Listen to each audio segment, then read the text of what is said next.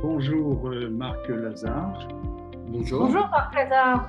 Bonjour, Nous bonjour. sommes très heureux de vous voir aujourd'hui derrière l'écran et nous sommes aussi très honorés que vous ayez accepté d'être membre du Conseil scientifique de l'Union des fédéralistes européens. Marc Lazare, vous êtes professeur émérite d'histoire et de sociologie politique à Sciences Po Paris. Vous êtes également à la LUIS, Université libre internationale des études sociales à Rome, dans le bureau également, et vous êtes également président du comité scientifique des dialogues franco-italiens pour l'Europe, fondé justement par la LUIS et Sciences Po. Vous êtes spécialiste des gauches en Europe, du populisme, vous avez beaucoup publié des livres très très intéressants. Donc, on va dialoguer ensemble sur tout cela. Un petit mot sur le Conseil scientifique, c'est actuellement 23 membres, des horizons diversifiés. Ce Conseil scientifique va nous aider sur la réflexion en ce qui concerne l'avenir de l'Europe. Bon, vous avez compris que nous sommes un petit peu fédéralistes, oui. Et réfléchir à c'est pas des alternatives, mais qu'est-ce qu'il faut faire face à la montée d'une certaine xénophobie, nationalisme actuellement. Alors, Marc Lazare, sur votre parcours, la dimension européenne, l'Italie, puisque vous avez eu une bourse Jean Monnet en 1986-87, vous avez été aussi à l'Institut universitaire européen de Florence. Donc, quelques mots sur votre parcours. Mais oui, c'est vrai que moi, je suis au départ un agrégé d'histoire. J'ai fait d'ailleurs, je le dis souvent en souriant, un septennat dans l'enseignement secondaire, en collège et en lycée. Le dernier lycée d'ailleurs que j'ai fréquenté, juste avant de partir à l'Institut universitaire européen de Florence, c'était le lycée Robert Schuman de Colombes, qui a brûlé d'ailleurs juste après mon départ, mais il n'y a pas de relation de cause à effet. C'était un établissement très intéressant parce qu'il y avait des étudiants, des lycéens venus d'horizons très différents. Oui, c'est vrai que je suis arrivé à l'Institut universitaire européen de Florence, de Fiesole exactement. C'est une université de sciences sociales parce que les pays fondateurs de l'Europe avaient tous une institution sauf l'Italie. Bien sûr, il y avait le traité de Rome, à Rome par définition. Il n'y avait pas d'institution. Le Parlement est à Strasbourg, la Commission européenne à Bruxelles.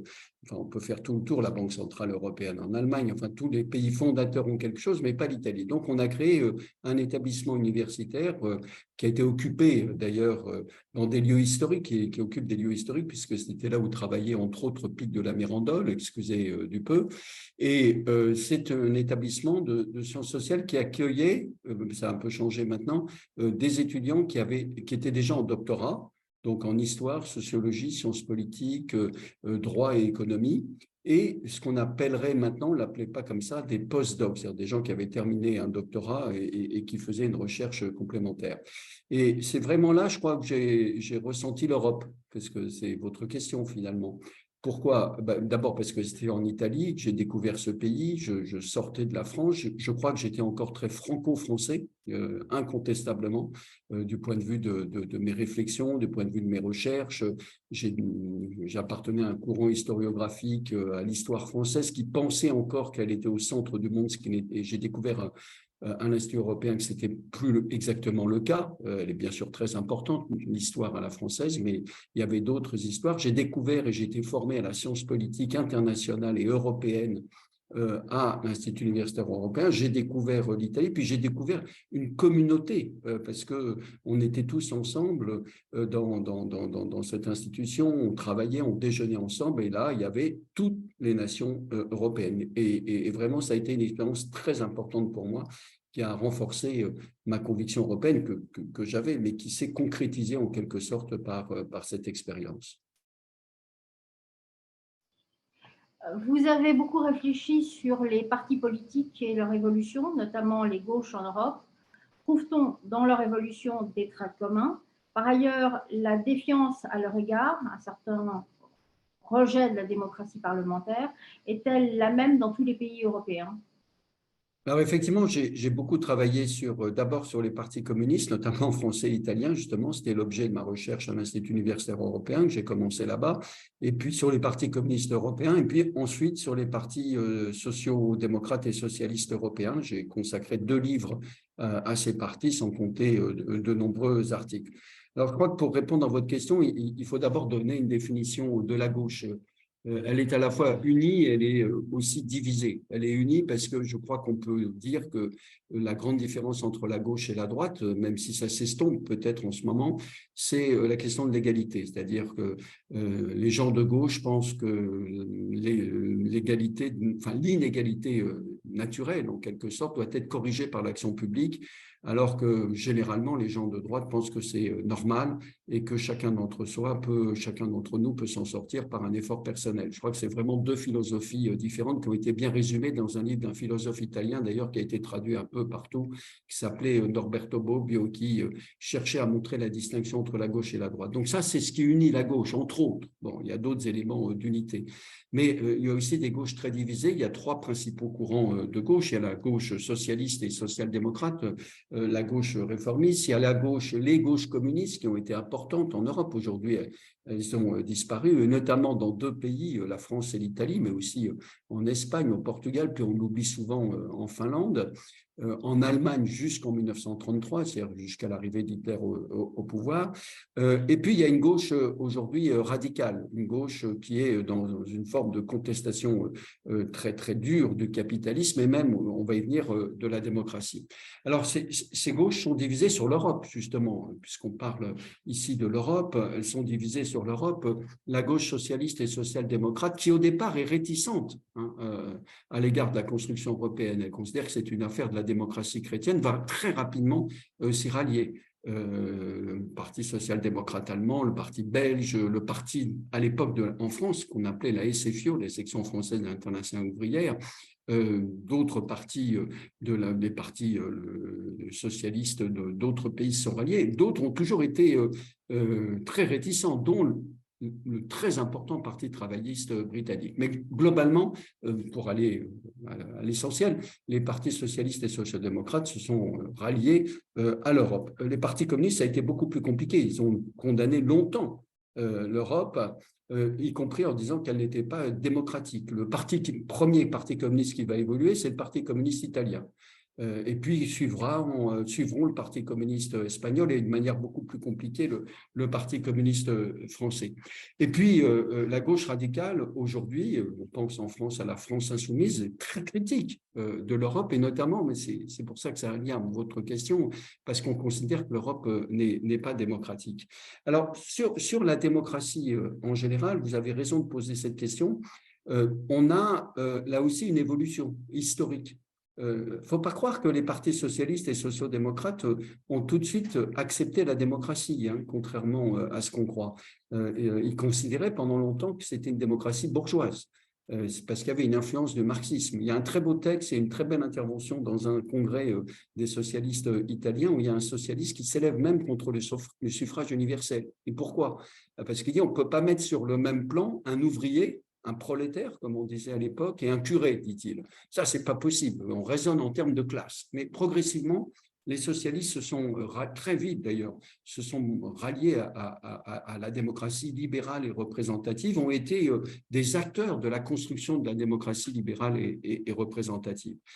En revanche, les partis communistes, justement, ont pendant très longtemps critiqué la démocratie bourgeoise, la démocratie parlementaire, tout en ayant des élus au Parlement. N'oublions pas que Lénine parlait du crétinisme parlementaire des socialistes. Il va y avoir ce que moi j'ai appelé un processus, en mettant un mot à l'anthropologie, d'acculturation.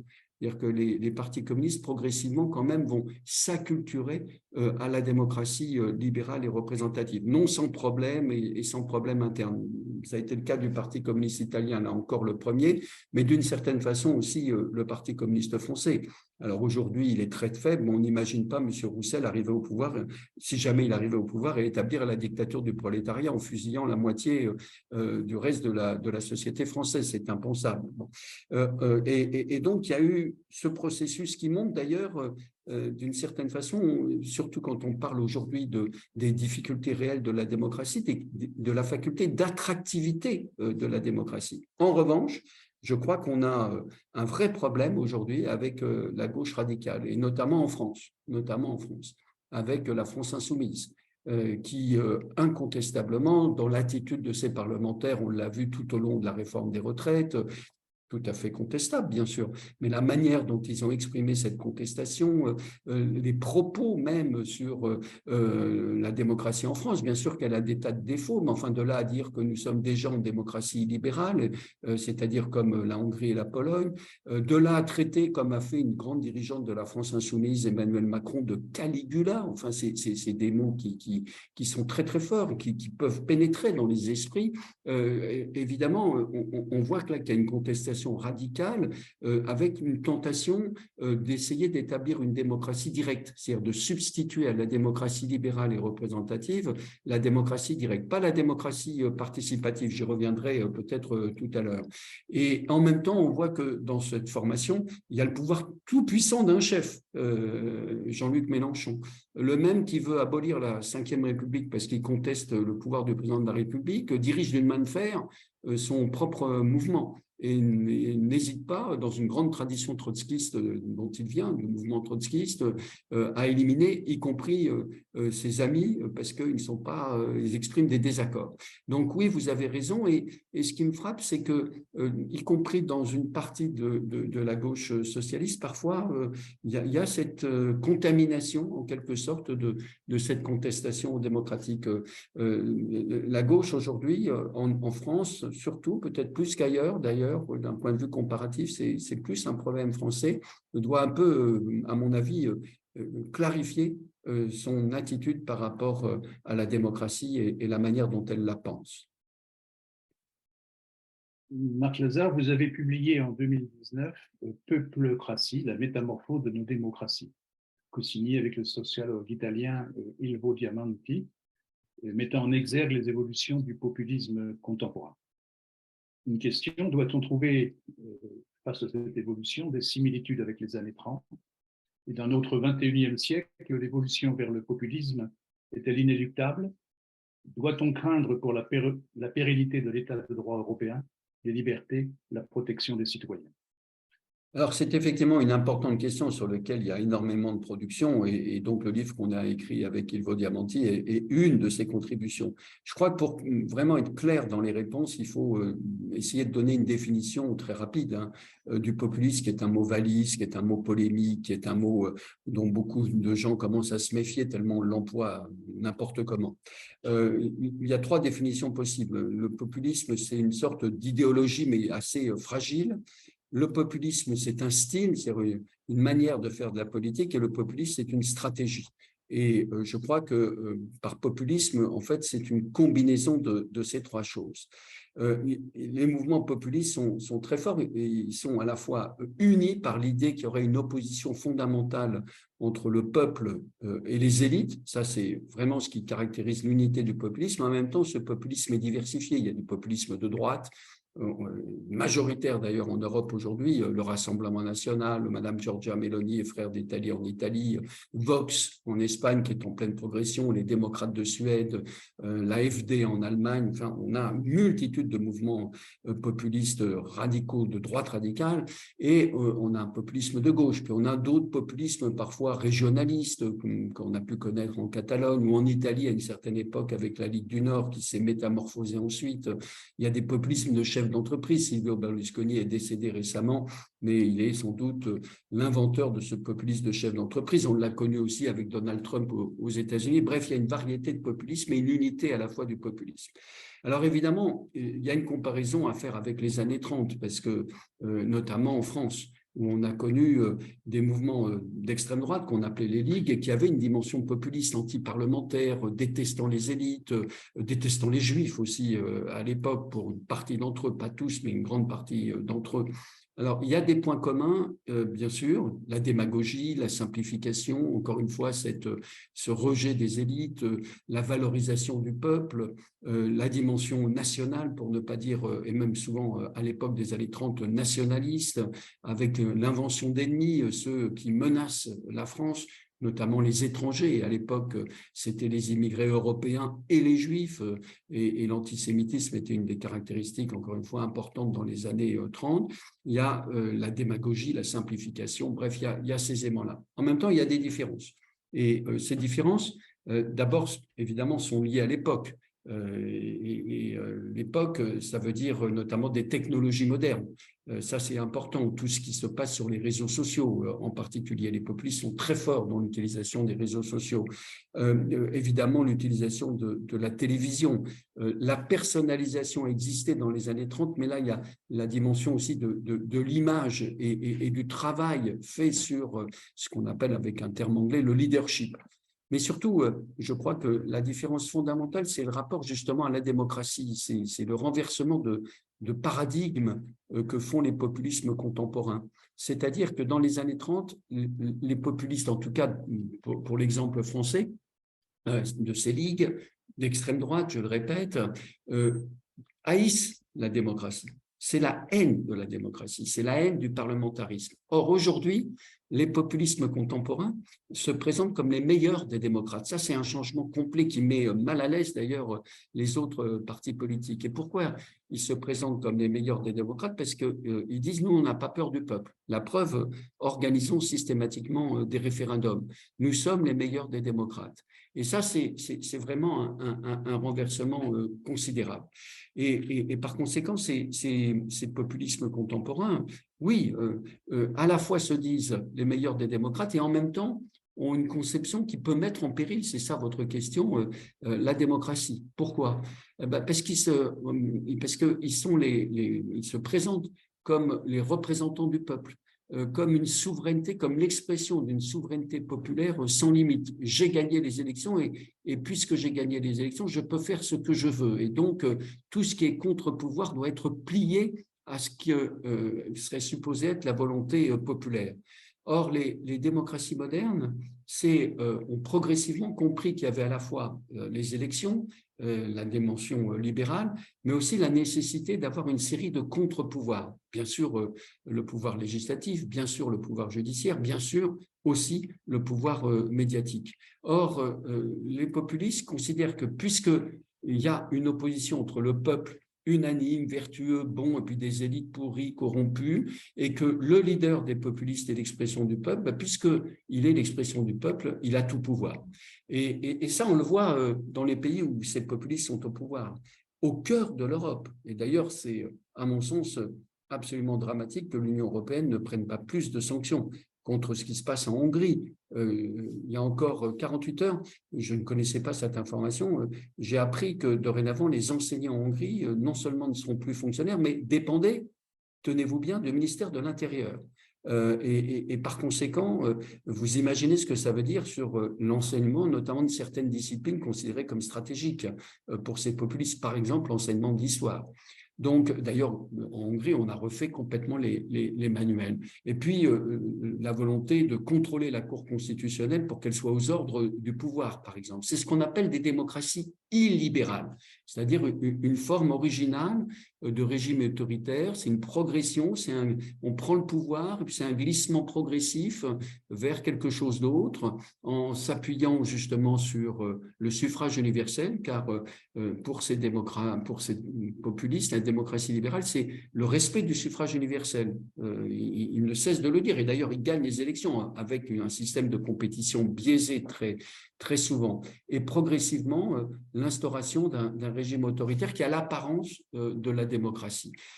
On a ça en Hongrie et en Pologne. Évidemment, aujourd'hui, du fait de la guerre en Ukraine, l'Union européenne ne prendra pas de sanctions contre la Pologne, étant donné le rôle stratégique de la Pologne, mais c'est effectivement un danger. C'est un danger, et il y a aujourd'hui, au moment où on se parle, un terrain d'expérimentation encore plus proche de nous, c'est l'Italie, d'où je vous parle aujourd'hui. C'est-à-dire que Giorgia Meloni est au pouvoir. Aujourd'hui, elle a réussi une très belle opération puisque quasiment tous les dirigeants européens qui avaient peur de son accès au pouvoir considèrent qu'elle est tout à fait raisonnable, c'est le terme qu'on emploie. Elle est tout à fait raisonnable parce qu'au niveau de la Commission européenne sur les questions économiques, elle est en gros dans la continuité à peu près de ce qu'a fait son prédécesseur, M. Mario Draghi. Mais quand on lit ses propos, quand on voit ce qu'elle fait, elle a toujours un projet de changer l'orientation européenne. Elle est allée à Varsovie récemment, malgré le désaccord entre les Polonais et les Italiens sur la répartition des migrants. La Pologne ne veut pas en entendre parler, donc la Pologne désavoue Mme Meloni, mais Mme Meloni ne cesse de dire mais c'est nos meilleurs alliés, parce qu'ils ont la même conception de l'Europe. Et c'est quoi cette conception de l'Europe? C'est une conception où la souveraineté nationale aurait beaucoup plus de poids. Et en même temps, c'est vrai qu'elle n'a pas, pour le moment, elle n'a pas franchi un certain nombre d'étapes, mais enfin, elle a mis la main sur la télévision publique. Bon, vous me direz que tous les autres gouvernements avaient fait la même chose. Elle fait une offensive culturelle sur un certain nombre de sujets. Elle poursuit les journalistes qui peuvent la critiquer. On sent que progressivement, il y a un certain nombre de banderilles comme ça qui sont plantées dans le corps de la démocratie représentative et libérale italienne. Celle-ci a des capacités de résistance. Il y a un président de la République, il y a une cour constitutionnelle justement, il y a une société civile, mais il va falloir suivre de très très près ce laboratoire d'expérimentation. Encore une fois, j'ai souvent dit que l'Italie était un laboratoire et là vraiment c'est le cas avec ce qui se passe avec Mme Meloni. Si vous me permettez, je vais vous ramener vers la France. Donc le système politique français se caractérise par une certaine verticalité, le jacobinisme, qui contraste souvent avec les systèmes politiques des autres pays européens. Le système politico-administratif français devrait-il davantage évoluer, par exemple, vers des pouvoirs réels au niveau local, pour mieux s'adapter au contexte européen? Oui, je crois qu'effectivement, c'est une des pistes possibles. Je ne crois pas que ça soit la seule. C'est une des pistes possibles. Il y a une nécessité d'avoir certainement une proximité bien plus importante. Je pense qu'il y a une erreur commise, notamment par Emmanuel Macron, c'est d'interdire le cumul des mandats. Je le dis d'autant plus qu'au départ, j'y étais favorable, vraiment à titre personnel, hein, ça n'engage que moi, mais j'y étais favorable. Je pensais que c'était une bonne chose, qu'on aurait comme cela justement plus de diversité dans la classe politique. C'est d'ailleurs sur une notion sur laquelle je vais revenir dans un instant, mais je crois qu'on a commis, enfin que le président de la République, moi j'y suis pour rien, a commis une erreur parce que c'est important d'avoir des élus qui connaissent le terrain et qui sont en même temps des intermédiaires pour la prise de décision. Puis on l'a bien vu ces jours-ci, on l'a bien vu avec les émeutes dans un certain nombre de quartiers. L'élu local, c'est un élément très important. Donc oui, je suis pour une décentralisation, pour une proximité de la politique, c'est incontestable. Je pense que ça ne réglera pas tout, hein. Je pense qu'il y a un problème aujourd'hui avec les institutions de la Ve République. Moi, je ne suis pas un partisan de la Sixième République, là je parle à titre personnel. Je pense qu'il y a quand même un toilettage des institutions de la Ve République. Les Français restent attachés à l'élection au suffrage universel du président de la République. C'est l'élection à laquelle ils participent le plus alors qu'ils ont tendance à s'abstenir de plus en plus. Donc, c'est un élément important. Mais je crois qu'il y a maintenant une dissociation, il y a une sorte de divorce qui s'est établi entre une majorité de Français et les institutions et la classe politique. On le voit dans le baromètre de la confiance politique qui chaque année est effectué par un des centres de recherche de Sciences Po, le CEVIPOF. On voit combien il y a un rejet de la politique, combien l'écrasante majorité des Français pensent que les responsables politiques sont très loin de leurs préoccupations, qu'ils sont corrompus. Il y a une défiance considérable. Et donc, il faut renouer cette confiance. L'élection au suffrage universel du président de la République, d'après moi, on ne doit pas y renoncer, mais sans doute donner plus de pouvoir au Parlement, ça c'est absolument nécessaire. Essayer de reconstituer justement des formes de confiance, et ça passe aussi par les expérimentations. Alors je sais que c'est un sujet qui divise, les expérimentations de démocratie participative. Alors, il y a un grand débat. Hein. Il y a ceux qui disent il suffit de bien toiletter les institutions et comme ça, on aura une démocratie libérale et représentative efficace. Et quand on aura retrouvé l'efficacité de cette démocratie, tout fonctionnera. Moi, je crois qu'on est passé dans une autre ère. Il y a une élévation du niveau d'instruction, il y a une demande de contrôle et de participation démocratique sur laquelle surfent justement les formations populistes, comme je le disais tout à l'heure, qui justement se présentent comme les meilleurs des démocrates. Il y a une aspiration à plus de démocratie. Bien sûr, il y a une aspiration aussi à l'autorité. Pas à l'autoritarisme. Dans toutes les enquêtes d'opinion, on voit qu'il y a une aspiration à l'autorité qu'incarne, d'après moi, justement, que permet d'incarner l'élection au suffrage universel du président de la République. Mais en même temps, tout ça est contradictoire dans la période que nous vivons. Il y a cette aspiration à la participation démocratique. Et donc, je crois qu'il faut multiplier les expériences de démocratie participative, les conventions qui sont faites, par exemple. C'est des expérimentations qu'a organisées, qu'a tenté le président Macron à cet égard, à condition, c'est là le point d'équilibre, que ça ne remette pas en cause la prééminence de la démocratie représentative, sur le fait qu'il y a des gens élus. Mais je crois que c'est ça l'avenir. Et puis le dernier point important, pour essayer de rénover justement, pour redonner cette confiance, outre ce que vous suggérez sur les questions de décentralisation que je partage, je crois qu'il y a un gros travail sur la classe politique à faire. D'abord pour la rendre exemplaire et honnête. Alors de ce point de vue-là, moi je suis un calviniste. Hein. Je suis pour l'application des règles suédoises, par exemple. Alors je sais que ça choque beaucoup dans un pays comme le nôtre, mais moi je suis désolé qu'une ministre suédoise il y a quelques années qui a fait une erreur avec sa carte de crédit ministérielle d'acheter une barre de chocolat et s'en rendre compte de son erreur, a quand même été obligée de démissionner. En France, on dit qu'elle est folle. Moi je considère que c'est une bonne chose. Je sais que alors quand je dis ça, mes amis disent que je suis dingue, mais non, je pense que c'est pas possible. Je veux dire, dans la société où il y a une telle défiance, l'exemplarité, l'honnêteté sont des vertus cardinales qui doivent être respectées par les responsables politiques, dont d'ailleurs la plupart d'entre eux le font. Et puis, il y a une nécessité d'avoir une diversité du recrutement des responsables politiques, et c'est difficile parce que justement, il faudrait qu'il y ait plus de gens du privé. Et c'est difficile, parce que quand vous êtes fonctionnaire, si moi je me présente à des élections, si je suis élu, très bien, si je suis battu, c'est pas grave, je peux retrouver mon poste. Ce n'est pas le cas dans le privé. Il y a eu des réflexions qui ont été faites là-dessus, diversifiées en termes d'origine, diversifiées en termes justement d'éducation, de niveau d'instruction. Je crois qu'il y a un très gros effort, et notamment aussi de donner une meilleure formation aux responsables politiques. Il y a des écoles qui se mettent de plus en plus en place d'ailleurs dans beaucoup de pays européens, puisque les partis politiques sont beaucoup plus faibles aujourd'hui. Avant, le personnel politique était formé dans les partis politiques. Aujourd'hui, les partis politiques ne remplissent plus toujours ces fonctions. Et donc, on peut avoir des écoles, par exemple ici à Rome, je suis dans une School of Government, désolé de l'anglicisme, dans cette université de la Louise, où il y a une formation pour des jeunes qui soit sortent de l'université, soit ont commencé une carrière au niveau local, veulent en savoir plus, parce qu'ils veulent, si j'ose dire, grandir en politique, avoir plus de responsabilités. Donc, nous leur donnons une formation. Et ça commence à exister aussi en France. Il y a des associations qui font ça, qui rencontrent un grand succès. Et je crois que ça, c'est vraiment très important. Tous ces éléments-là, donc décentralisation, formation, changement, toilettage des institutions, avec notamment plus de démocratie participative, formation d'une nouvelle classe politique avec diversification de son recrutement et formation sont quelques-unes des pistes qu'on peut envisager pour renouer, je le répète, cette confiance politique qui est en train de disparaître. Et si aujourd'hui, il y a une aspiration à la démocratie, si on continue à avoir une dégradation de nos conditions de vie démocratique, on pourrait avoir là une opinion qui bascule et qui ne veuille plus simplement de l'autorité, mais qui soit tentée par l'autoritarisme. L'espace politique européen, si on revient un peu à l'Europe, l'espace politique européen reste embryonnaire. Il n'y a pas de parti politique européen, peu de médias communs. La dimension européenne est peu présente en fait dans le système d'éducation, que ce soit dans les lycées ou à l'université.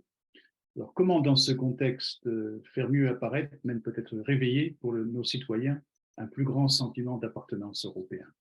Alors évidemment, c'est une grande question, et en plus, au mois de juin prochain, nous allons élire nos parlementaires européens.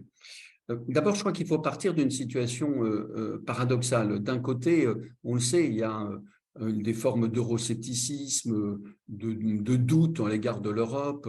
Elle apparaît lointaine, elle apparaît peu démocratique. Il y a des tentations de plus en plus fortes, hein, dans beaucoup de pays européens, un repli identitaire national. Tout ça est incontestable, mais en même temps, je crois qu'il ne faut pas avoir une vision unilatérale. Il y a ces phénomènes-là, c'est incontestable, mais en même temps, il y a une sorte de renforcement de l'horizon, enfin de l'Union européenne, de l'Europe en tant que telle. Il y a un attachement d'abord pour les pays qui font partie de la zone euro à la monnaie unique. Et rappelons-nous quand même, au moment où elle est établie, toutes les critiques qui ont été faites. Or, il y a un attachement dans toutes les enquêtes d'opinion à l'euro. Alors, j'entends bien, il n'est peut-être pas idéalisé, si j'ose dire, il relève pas d'une forme de conviction idéale. C'est tout simplement que les gens pensent à leur portefeuille et se disent, pour ceux qui ont des économies, ceux qui ont une épargne, si jamais on sortait de l'euro, ça risquerait de s'effondrer tout de suite.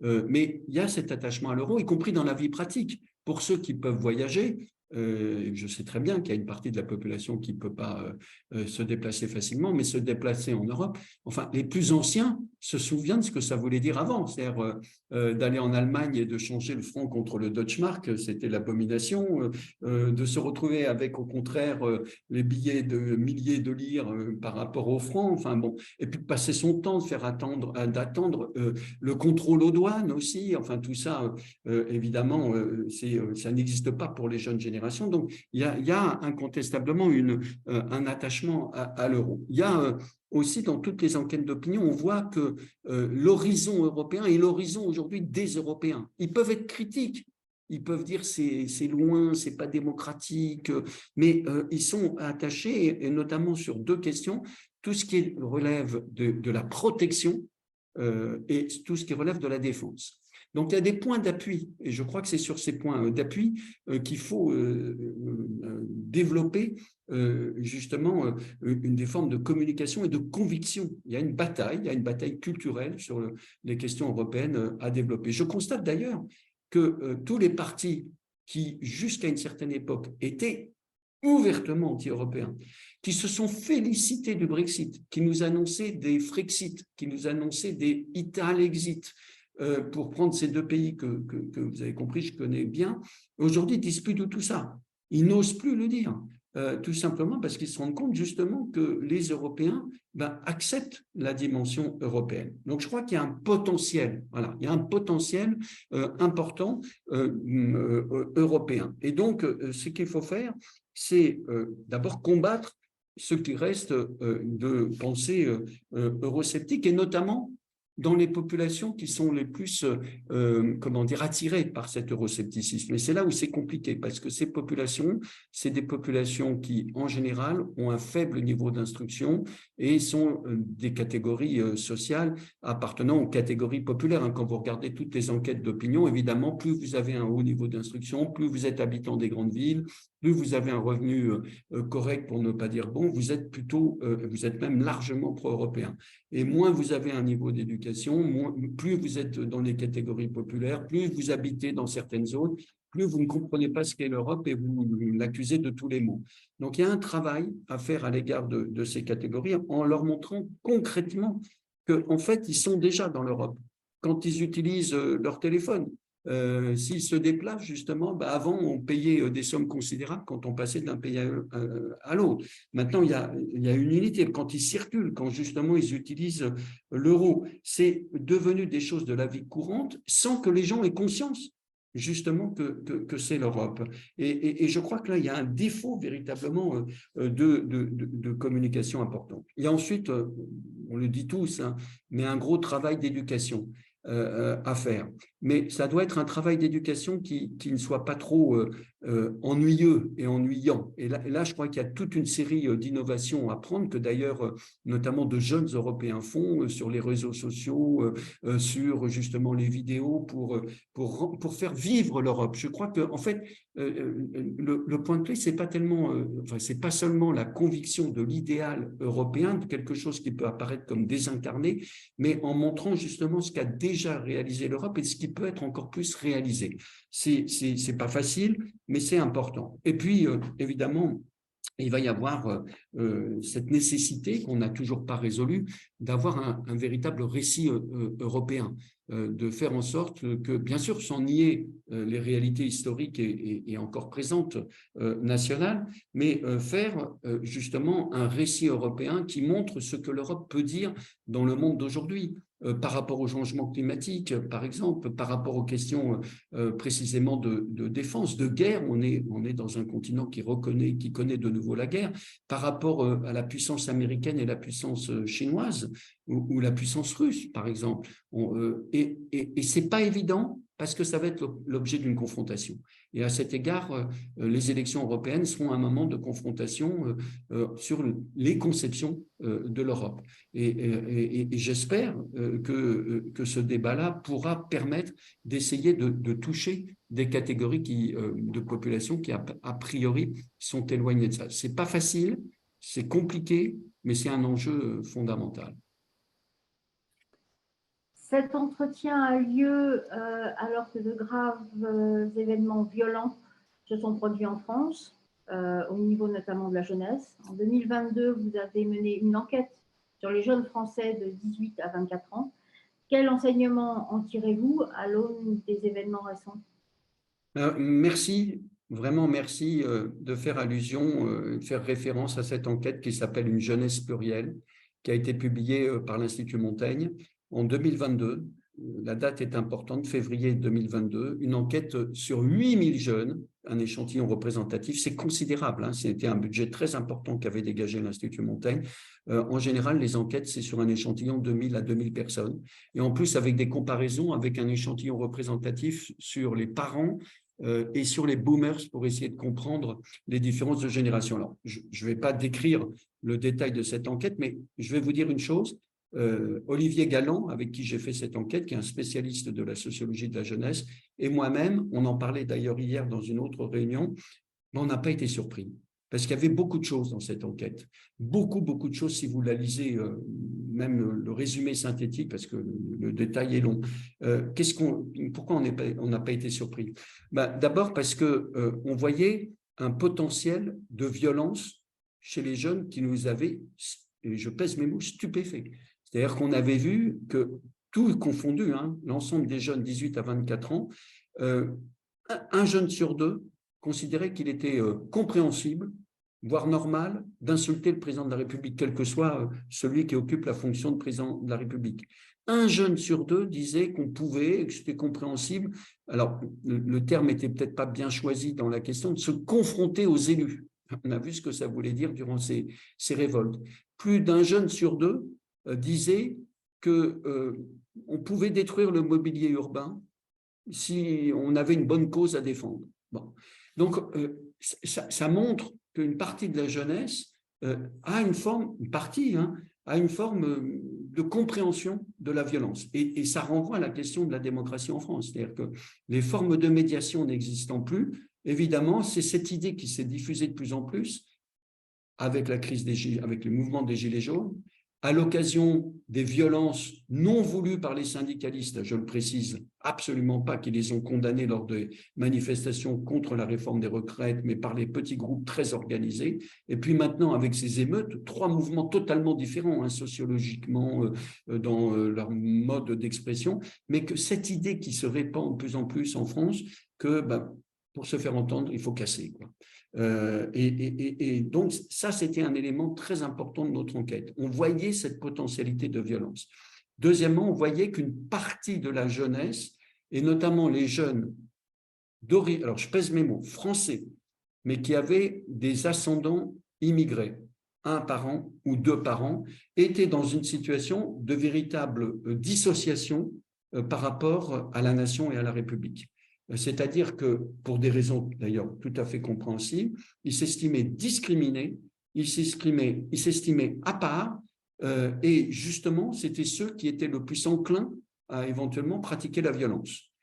Et encore plus s'ils étaient de confession musulmane. Tout ça était dans l'enquête. Tout ça était dans l'enquête. C'était présent. Alors, on n'avait pas d'enquête sur les territoires où il y a eu ces violences, mais c'était présent dans cette enquête. Plus le rapport à la police. où une partie de ces jeunes, justement, se défient de la police, et encore plus les jeunes, justement, d'origine immigrée, français et d'origine immigrée, parce qu'ils se sentent discriminés, parce qu'ils se sentent discriminés au moment des contrôles d'identité, parce qu'ils se sentent discriminés par une forme de, employons le mot, de racisme, et parce qu'eux-mêmes ont une hostilité à la police. Le slogan qui parcourt maintenant les manifestations, mais qu'on a pu retrouver dans ces émeutes, c'est « Tout le monde déteste la police ». C'est un slogan terrible. Tout le monde déteste la police. Alors, bien sûr, il faut en tirer toutes les leçons, essayer de comprendre encore plus.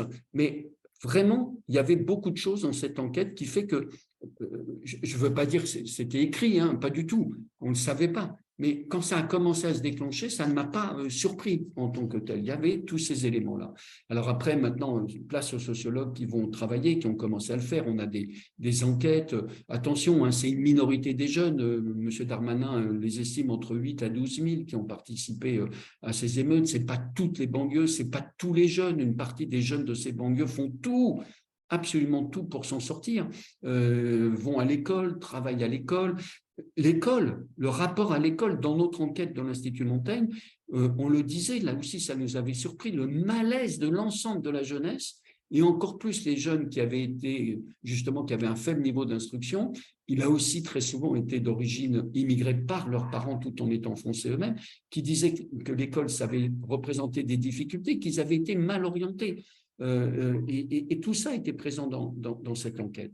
Et cette enquête, je termine là-dessus, parce que je pourrais être beaucoup trop long, c'est qu'on l'a publiée en février 2022. Et je termine la conclusion, c'est moi qui ai écrit entre autres la conclusion, et je dis on espère que les candidats à l'élection présidentielle se saisiront de cette enquête, parce que la jeunesse est un élément important, sera un élément important de cette campagne. La jeunesse n'a pas été au cœur de cette campagne. Il y a une seule candidate, enfin, une équipe d'une candidate qui nous a demandé un entretien. Et après, tous se sont lamentés de voir que l'écrasante majorité de ces jeunes n'est pas allé voter à l'élection présidentielle et près de 70% d'entre eux n'est pas allé voter aux élections législatives. Donc voilà, on en est là. Il y a des gens qui travaillent. Les élus, d'abord, j'insiste, les élus locaux, ils l'ont dit, ça fait des années qu'ils disent « attention, ça va exploser ». Et puis, quelques chercheurs. Et la classe politique, celle au pouvoir et celle à l'opposition, n'en a eu cure, découvre ça et réagit comme elle peut devant cet effroyable déferlement de violence auquel on a assisté. Marc Lazare, vous êtes membre d'un certain nombre de conseils scientifiques, par exemple dans le cadre des dialogues franco-italiens sur l'Europe. Nous sommes très honorés que vous ayez accepté d'être membre aussi du conseil scientifique de l'Union des fédéralistes. Qu'attendez-vous de votre participation dans ce conseil? Moi, je mettrai aussi l'accent sur les élections cruciales de juin 2024, les élections européennes. Sans doute que le conseil scientifique pourrait avoir un certain rôle. D'abord, merci de m'avoir proposé de rentrer dans ce conseil. Je suis à mon tour très honoré. Mais je vais d'abord apprendre. C'est formidable d'apprendre. Apprendre parce que je crois que, enfin, j'ai vu la composition de ce conseil scientifique, il y a des gens bien plus compétents que moi sur les questions européennes et notamment les questions institutionnelles que je maîtrise très très mal. Et donc, ça va me permettre justement de me muscler un peu intellectuellement dans les échanges qu'on va avoir, parce qu'il y a des gens qui ont une très grande expérience, enfin, qui connaissent les institutions, puis il y a des gens comme vous d'ailleurs, qui avaient l'expérience professionnelle, qui avaient été au cœur de la construction européenne. Et moi, d'ailleurs, quand vous m'avez proposé, Michel, de rentrer dans ce comité, je vous ai dit, attention, moi je connais mal les institutions européennes, je connais mal la machinerie européenne. Ce que je connais, c'est un peu le mouvement des opinions par rapport à l'Europe, auquel j'ai fait allusion, les partis politiques. Donc, si j'ose dire, l'Europe par le bas, bon, pour simplifier un peu. Donc, j'aimerais comprendre cette complexité. Je suis sûr que je vais apprendre beaucoup. La deuxième chose, c'est que je me réjouis, comme dans tout conseil scientifique auquel j'appartiens, de travailler en commun.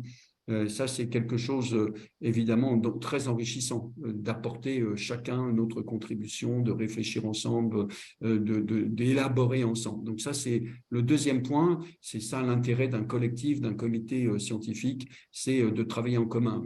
Moi, j'ai bien sûr publié des livres personnels, mais j'ai souvent fait aussi des travaux collectifs. Et ce n'est pas toujours bien considéré dans la profession académique. On valorise la monographie individuelle, mais le travail collectif, c'est un énorme travail. Et dans un conseil scientifique, c'est tout aussi important. Et puis, exactement ce que j'allais dire, Michel, c'est profitons des élections européennes pour agir, pour essayer d'agir, pour apporter notre contribution. Et encore une fois, cette élection européenne, bien sûr, on le sait très bien qu'une partie des électeurs va voter non pas en fonction des enjeux européens, mais des enjeux nationaux. Bon, ça, on le sait. Mais je crois qu'il y a un enjeu européen très important dans le contexte qui est le nôtre, celui de la guerre en Europe, celui de la nécessité de se positionner par rapport à la Chine, par rapport à l'Inde, par rapport à la Russie, par rapport aux États-Unis, ça c'est absolument fondamental. La nécessité de faire exister l'Europe, nous sommes encore un nain politique et il faut véritablement que l'Europe ait une voix importante dans le monde globalisé. L'Europe dans la globalisation, l'Europe par rapport au changement climatique, il y a des enjeux absolument considérables et à l'occasion de ces élections européennes, encore une fois, je pense qu'on va voir apparaître des concepts. Tout le monde va dire on est pour l'Europe maintenant. Avant, il y avait des gens qui disaient, qui se présentaient aux élections européennes en disant non, on ne veut pas d'Europe. Il y en aura bien sûr, mais ils sont très minoritaires. Et donc, c'est sur le fond, là, on a d'une certaine façon, du fait de ce changement, notamment des populistes qui disent aujourd'hui nous sommes européens, eh ben, c'est sur le fond de la conception de l'Europe qu'on va pouvoir, si j'ose dire, s'expliquer et se confronter. Un grand merci, Marc Lazare, pour cet entretien. Merci à vous. Nous resterons merci beaucoup. Merci. Nous resterons en contact également via le conseil scientifique. Nous avons une attente au niveau de l'Union des fédéralistes avec ce conseil scientifique. Et vous en faites partie, nous en sommes très heureux. Un grand merci, Marc. Merci à vous.